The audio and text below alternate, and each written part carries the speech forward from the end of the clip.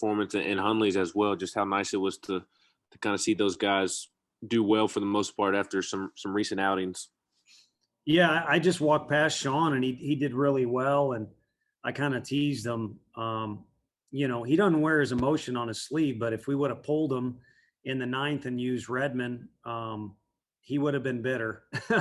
But if we would have gotten the lead in the eighth, we would have went to Redmond and let him make a shot for the save. But the way it worked, I feel like Sean only threw 10 pitches over the weekend against Vanderbilt. Redmond had 2 appearances. So I think it worked out well where those guys and Kirby have both had 2 outings, going into this next SEC series in recent times. And then with Rackers, I mean, save the, maybe hunting a strikeout the first hitter or just not having the best feel the first hitter. I think he did fairly well. And then, he crossed up Greer, and Greer still could have blocked the ball. So you hate seeing those couple free bases handed out in the first inning. Now, going into the fourth, we sent him out there 1 extra inning that we had planned. That was kind of my decision, and probably just stretched him a little too much. I mean, he did get the first out of the inning. And then after that, gave up a couple, again, free bases. But when he's in the zone, I mean, I felt like he got some uncomfortable swings. And that's a good thing because he's usually kind of a pitch to contact guy, Mr. Consistency anyway. So, we just need to keep getting him out there a little bit so he gets cozy. And, he's a candidate to do a couple different things for us. But I can assure you we are looking for that guy that can give us a couple early zeros in a fourth start type scenario. Regardless of when it is, there'll be several circumstances that come up at the end of the year. Yeah, Tony, there've been signs that Max has been sort of, kind of clawing his way out of this thing that he had to start the season. A moment like tonight, kind of getting down early in the count, fighting back, getting that hit. Can that jar something loose even more for him? Probably. I think so. I think overall, what you say is very fair. But I think the more baseball guys drop some of the lingo that gets thrown around the locker room or media or dugout, the better off they are. I mean, the bottom line is Friday's game against Texas A&M is mutually exclusive from this game. Now, he certainly should feel confident because he just, had the biggest hit of the game, and a walk-off hit should give you a boost of self-esteem, self-image, but also you feel like a great teammate. But he's a winner, and that's his number one trait. I think other people have applauded him for other things, but I feel like I've known the kid as well as anyone since he's been here, and he's a winner. That's his number one deal. So, whether he gets 2 hits a game, 1 hits a game, no hits a game. I mean, one of the biggest things he ever did was take a hit by pitch off an SEC lefty throwing 96, and it helped us win that game. That's who he is. And he made that play in the 9th inning. He was kind of dancing around like a ballerina out there, but who he is a winner. And I don't care if it's early in the year when his batting average is lower, or he's struck out a few times, or it's later in the year and he's taking better swings and all that. That's what the kid is to me. And the more he and his teammates separate each game, and really you could separate each inning if you're really a mental ninja, the better off you are, and probably the better you perform. I know you talk about, guys who move up and down the lineup, and it, doesn't always really matter in the long run, but keeping a guy like Max up there, and moving him to lead off some, do you think that can show faith in a player? I mean, you played this game. I imagine that a coach doing something like that for you has probably got to help. I do think that's the case. Unfortunately, I'm always kind of tiptoeing around situations. We wanted to try different things tonight. So, Cortland Lawson was playing a hell of a game. But Liam Spence sure seems to get on base a lot. So we needed a run, and it was a leadoff at bat, and that's where Liam feels comfortable. So we make that change. So you hope the player sees that, hey, it's out of my control. Coach makes it. It shouldn't lower his confidence. But I agree 100%. If a coach, sends a guy back out there with true faith in him to get guys out after maybe he got hit around a time or two or whatever it might be, then, he should feel a sense of pride, and he should feel like the coaching staff has his back. Ultimately, the player needs to be their best coach and also be the dictator of how they see themselves in the mirror, not let other people joystick that. But you are accurate. As a former player, we all know you want to feel like you're at least believed in. But look at all hey, we're kind of playing with fire here last week, this week, you know, if we lose, you guys have every right to grill me and say, why the heck didn't you have your normal starting shortstop out there or whatever it is? So hopefully these kids all know we like competition. We don't mind trying different stuff, even if every now and then it doesn't work. And also, it feels nice to sit up in the office and be like, you know what? I trust that guy. I trust that guy. Let's try this guy this week. I trust that guy. I'll go to Trey next. Hey, Tony, coming off this weekend, how does a gritty game like this tonight, where you're having to move different guys around by choice, but also pulling it out at the end, get you guys ready for a trip to College Station? And then second, can you update what things are looking like with Connor for the weekend? Yeah. I said yesterday on the radio, he broke a new world record. He squeezed a bottle of shampoo on Monday, and the record he broke was telling probably 57 people that he squeezed a shampoo bottle.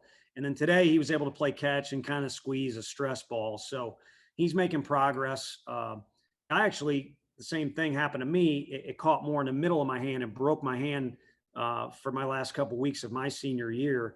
I thought that's what happened to him. He got it more on the side. So it's just swollen. He's got grip strength. He'll be fine. We'll need to make an educated decision on what game he'll play in this weekend, but I'd assume he'd be fine. The game tonight, I think, just falls in line with the group we have. I mean, yeah, it came after an emotional series, and yes, we want to be confident going into a road series, but I think it's middle of April. It's muck and grind time, and I said that to the team. And none of these guys watch any hockey, so they don't know what muck and grind means. But it's time to get in the corners a little bit and maybe take an elbow to the face and maybe dish one out. It's finish school strong. Continue to get stronger in the weight room. Get through kind of the thick of the season when we do have 4 games a week. And what'll come out on the other end is a really fun May with great weather and outstanding SEC almost only competition in May. But we're not there yet. So we'll take wins and we'll take productive days on the field any way we can get them right now in the middle of April. Are you excited to follow up? Are you excited to kind of get back on the road again and see how these guys respond in probably an interesting atmosphere in College Station? Yeah, it's different in every park you go to, and their fan base is unique unto their own. And I don't know how they set up their stadium with protocols, but their fans will come out and be there. But it's kind of weird you ask that, because it kind of hit me as soon as the game was over. Okay, what's next? We got to post a travel roster, and it's kind of time to get back on the road. Obviously, we love playing here. The last 2 weekends have been phenomenal, but you kind of get in a routine and you're used to bouncing back and forth every other weekend. So I think it's time to pack the bags up again and take another road trip. The guys get a little closer, I think, when we're on the road. I think they embrace the challenge of being somewhere different and kind of enjoy the experience, because it's going to be tough. It doesn't matter if you're on our field or another field. You're going to face some awfully strong competition in our league. So it'll be good to get on a plane Thursday.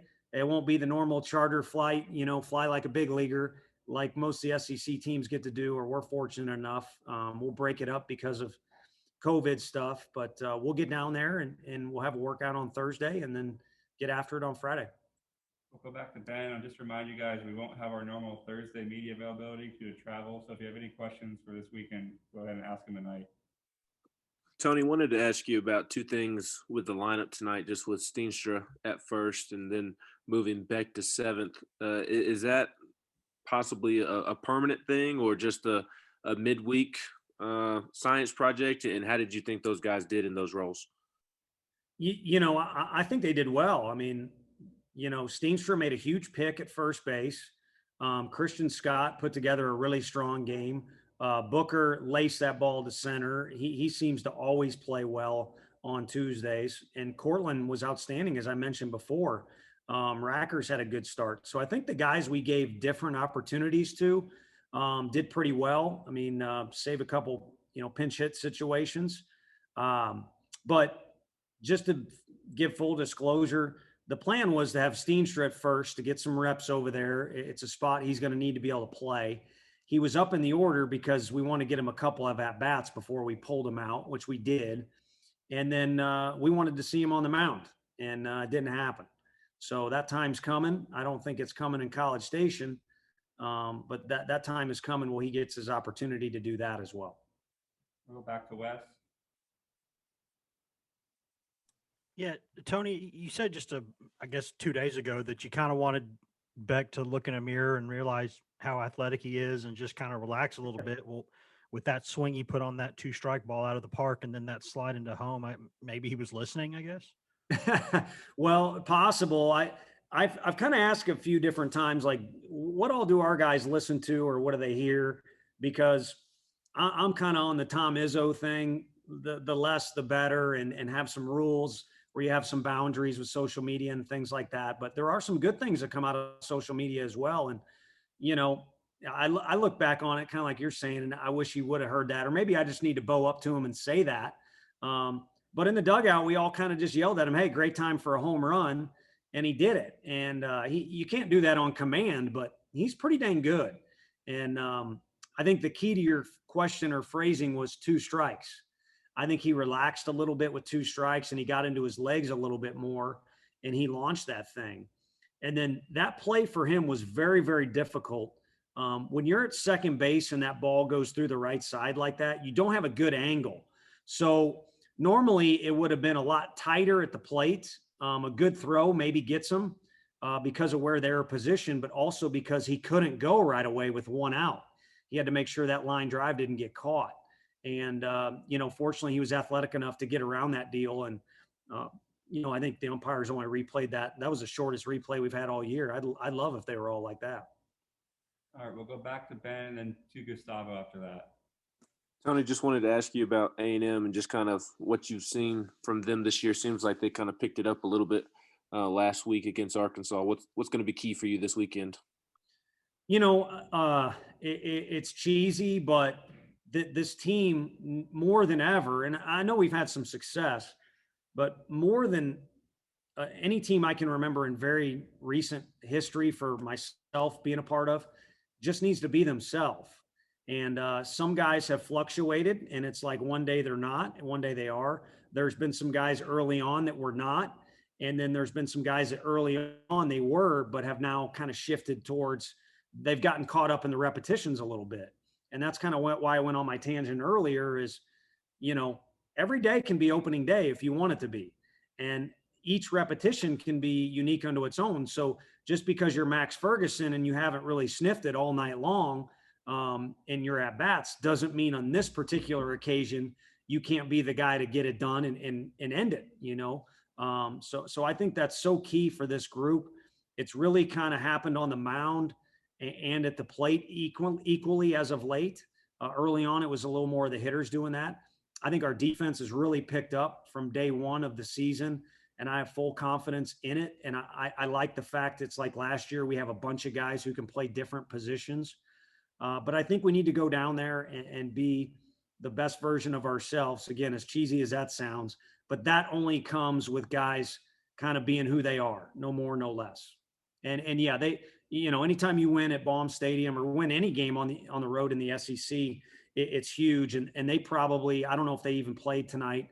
We'll pick up our scouting on them, and I'll know much more after tonight. But to win that game on Sunday has got to be a shot in the arm for them, and I think they won it in fairly dramatic fashion. And they played a couple other tight games down there too, so they're battle tested. And they're like everyone. They're hungry for their best baseball down the road. So nothing is going to be easy in this league. Nothing's going to be easy when you're on the road. So when you combine the two, it's a good challenge for our guys. But that's kind of what they've been seeking out all year long. Coach, congratulations on the win. And how tough was to win today? It feels like your team has a little bit of hangover after all the emotions that went throughout the series versus Vanderbilt. How tough was to get a win, in dramatic fashion today, kind of recovering from like a really, kind of overwhelming series on the weekend? It's different, but Tennessee Tech also played very well. I mean, Frank and I know, and Josh does too, Steve Smith, their new head coach or recently new head coach from his days at Baylor. And we ran into his teams a bunch. They're always well coached. Kids from, their roster has a lot of Tennessee kids on it or close to our state border. They're going to want to come in here and play good ball, and they did. And no, we did not play exactly our best, and we did leave some guys on base, but we've done that before. And, I would kind of point to what you're saying. No doubt on game day, it's a different vibe. But as far as energy or attitude or bouncing back from getting our butts kicked on Sunday, yesterday was a very energetic day at the park.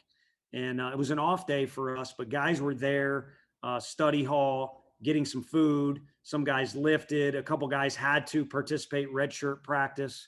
There was a lot of energy in the park yesterday, and so I felt like they would be ready to play today. It just unfortunately was a little bit of surprise we didn't play a little bit better. But again, it's a lot easier to stand here, answer questions after you find a way to win than vice versa.